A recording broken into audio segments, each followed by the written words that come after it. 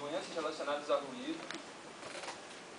E vou explicar, vou dar um resumo, como se fosse um resumo do trabalho.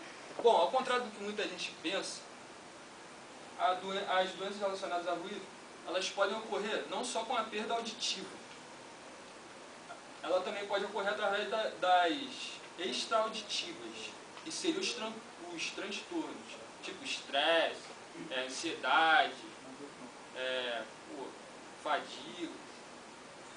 E é exatamente isso. Agora eu vou chamar o amigo Douglas, que vai dar uma introdução sobre ruído. Quer dizer. Bom, vou falar, vocês têm noção do que seria um ruído? Jaime, que ideia você tem de ruído? O que é ruído pra você? Pô, não sei não. Não faz nem ideia, nada. Barulho que incomoda, mano. Sei. Então, é isso exatamente o que muita gente acha, barulho que incomoda, nem sempre. Às vezes a gente, tá vendo uma TV, tá muito alto, o vizinho tá reclamando, isso é um ruído, só que a gente chega numa constante daquilo, que você só vai gostar de assistir um jogo alto, então uma corrida, ou jogar um videogame, mas aquilo com o tempo vai acarretar danos à sua saúde, seja o seu ouvido, a sua ansiedade, em vários campos você pode ser, tá agradando, né? ele pode estar te prejudicando, entendeu? E vai trazendo outros problemas, que aí os problemas extra-auditivos, entendeu? Fone de ouvido também. O próprio fone de ouvido do MP4 que a gente põe no metrô, a galera com aquele fone desse tamanho tá fazendo mal danado à saúde e não sabe, é confortável, mas quando se usa de vez em quando, agora a pessoa às vezes fica ali 6 horas por dia com o fone na orelha, numa altura muito alta, então vai danificar. E o nível máximo de ruído que a gente aguenta por 7 minutos é de 115 decibéis. Às vezes a gente passa na rua até escuta mais, por causa de ônibus, metrô, vários outros itens. E o mínimo é 85, que a gente aguenta até 8 horas. Então esse é o nível seguro, pode-se dizer assim. E o de 115, se a pessoa não tiver com os protetores auriculares, ela pode acarretar problemas em bem menos tempo. Vamos supor, em vez de ser anos, vai ser meses. Entendeu? E pode passar. A exposição ao ruído. Fatores que contribuem para isso. Longa duração de exposição, sem a proteção principalmente.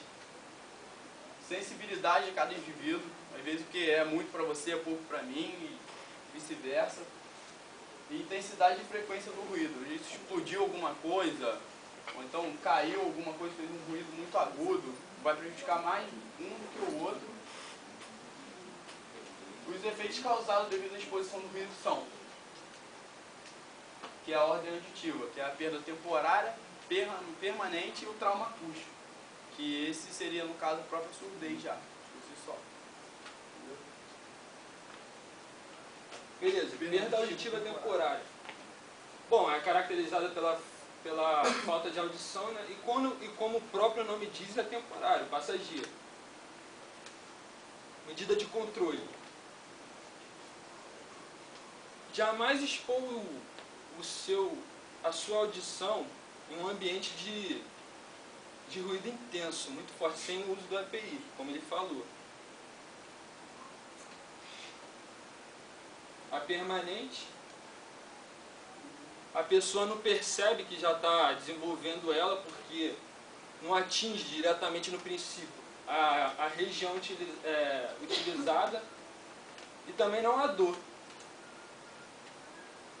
Medida de controle. As pessoas que trabalham sem uso do EPI, né, protetor auricular pode desenvolver. A verificação da perda do estudo do trabalhador deve ser feita por um estudo na sua admissão, beleza, se precavendo e na sua demissão, pela análise sequencial de testes audiométricos. Trauma acústico. O que seria o trauma acústico? O trauma acústico, a gente adquire ele através, geralmente, de explosões. Tipo, você tá lá no lugar, bum! Pô, teu ouvido começou a zumbir, pá, tua audição parou. Aí, exatamente trauma acústico. Medida de controle. Não existe cura.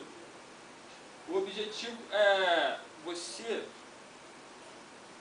não se precaver para não ter danos maiores. Não cometer o mesmo erro. Entendeu? Os efeitos causados agora os extra-auditivos, né?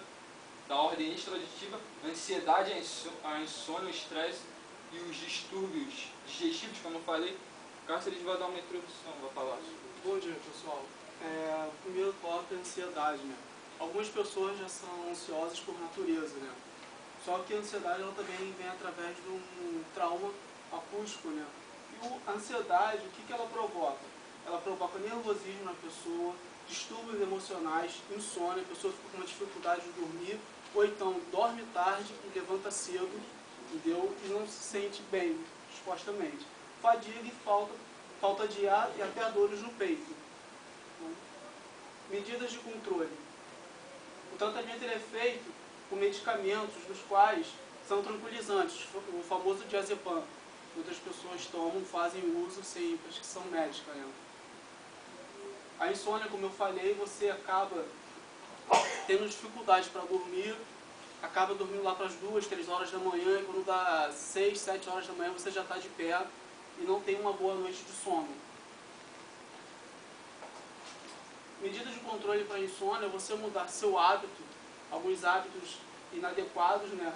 Tentar dormir mais cedo, tentar criar um horário, e um outro por medicamentos antidepressivos. Entra de novo o famoso diazepam, que algumas pessoas fazem uso, né?